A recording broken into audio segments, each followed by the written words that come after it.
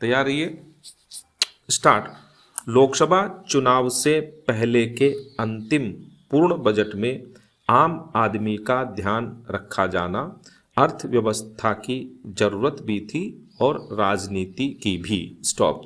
बुधवार को पेश किए अपने लगातार 5वें बजट में केंद्रीय वित्त मंत्री निर्मला सीतारमण ने वंचितों के साथ युवा, वृद्ध और महिलाओं को खास तवज्जो दी है। स्टॉप।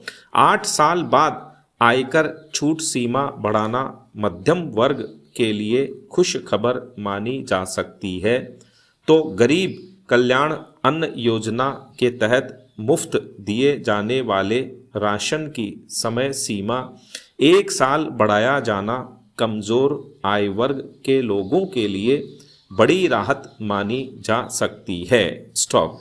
इस साल 10 राज्यों में विधानसभा चुनाव के बाद अगले साल आम चुनाव भी हैं। स्टॉप। इसे देखते हुए बजट में राहतों की बौछार तो नहीं दिखाई पड़ती, लेकिन आदिवासी क्षेत्रों के विकास के लिए 15,000 करोड़ रुपए की राशि का प्रावधान कर इस वर्ग को साधने की कोशिश जरूर की गई है। स्टॉप। वरिष्ठ नागरिक बचत योजना के लिए निवेश की राशि दोगुनी करना सराहनीय कदम है। इसी तरह महिलाओं के लिए शुरू की गई सम्मान बचत पत्र योजना भी इस वर्ग के लिए राहत की बात है। स्टॉप। प्रधानमंत्री कौशल विकास योजना 4 की शुरुआत की जाएगी। इसके तहत युवाओं को अंतर्राष्ट्रीय अवसरों के लिए तैयार करने के लिए देश भर में 30 स्किल इंडिया इंटरनेशनल सेंटर खोलने और युवाओं को भत्ता देने की पहल नई पीढ़ी के लिए हितकर कदम है। प्रधानमंत्री आवास योजना के लिए राशि की बढ़ोतरी बेघरों के सपनों को पूरा करने की दिशा में चल रहे अभियान को आगे बढ़ाने में सहायक साबित होगी। नए एयरपोर्ट व हेलीपैड बनाने की घोषणा समय की जरूरत मानी जा सकती है। सिगरेट पर टैक्स में बढ़ोतरी करके सरकार ने एक तीर से 2 निशाने साधने का काम किया है। चीन से चल रहे विवाद के बीच रक्षा बजट में बढ़ोतरी स्वागत योग्य है, पर हथियारों की खरीद पर और धन आवंटित किया जाता तो अच्छा रहता। विपक्ष ने बजट को शब्दों की बाजीगरी बताते हुए इससे महंगाई पर अंकुश नहीं लगने का सवाल उठाया। देश में इस समय बेरोजगारी सबसे बड़ी समस्या है, लेकिन बजट प्रावधानों से इस समस्या का समाधान हो पाएगा, इसमें संदेह ही है। देश के अन्नदाता को मजबूत बनाने की दिशा में भी बजट भाषण राहत का बड़ा संदेश नहीं देता।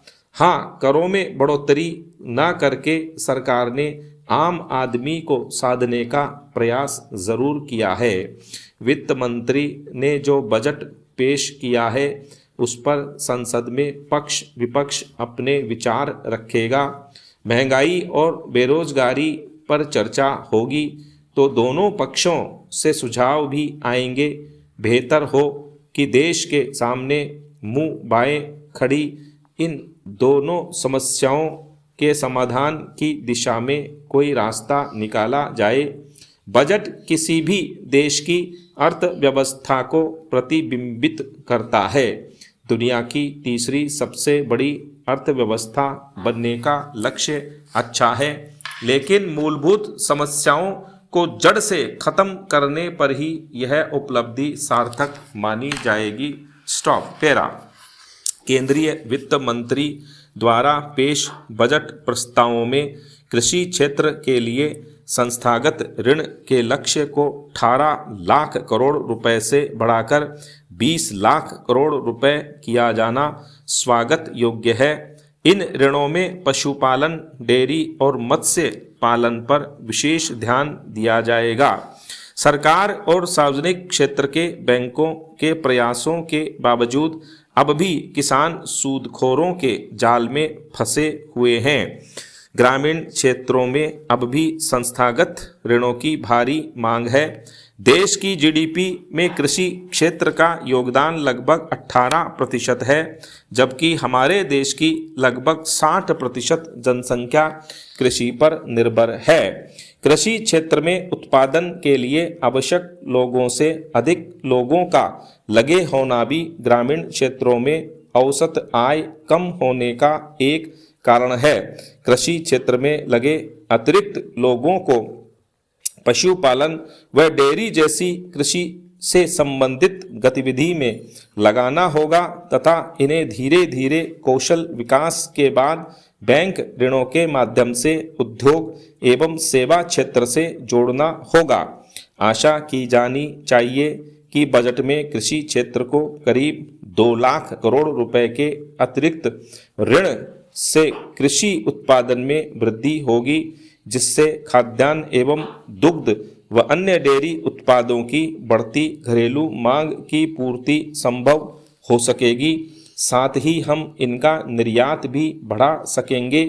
जलवायु परिवर्तन के दुष्प्रभावों, कम उत्पादकता, निरंतर छोटे होते खेतों, अपर्याप्त फार्म यंत्रीकरण, खाद, बीज एवं अन्य इनपुट की बढ़ती लागतों तथा भंडारण व विपणन की समस्याओं से निपटने के लिए सिर्फ बैंकों के माध्यम से ऋण बढ़ाना ही पर्याप्त नहीं है, वरन कृषि से जुड़ी हर समस्या के सार्थक समाधान की आवश्यकता है।